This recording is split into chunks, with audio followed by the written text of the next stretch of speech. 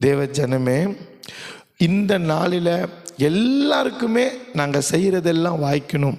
நான் செய்கிற தொழில் என்ன பண்ணணும்? வாய்க்கணும். நான் படிக்கிற படிப்பில் நான் உயர்த்தப்படணும்.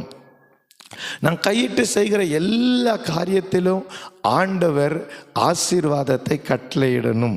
அப்படின்னா ஆண்டவர் உங்கள் கூடவே இருக்கணும். நீங்கள் எங்கே போனாலும் ஆண்டவர் உங்கள் கூடவே வரணும். நீங்கள் என்ன செய்தாலும் ஆண்டவர் அதை அங்கீகரிக்க வேண்டும். இப்போ நான் செய்கிறதெல்லாம் ஆண்டவர் அங்கீகரிக்கணும்னா நான் செய்கிறதெல்லாம் அவருடைய வார்த்தையின்படி தானே இருக்கணும், இல்லை? அவருடைய வேதத்தின்படி நடக்கிற உத்தம மார்க்கத்தார் தான் பாக்கியவான்கள்னு வேதம் சொல்லுது.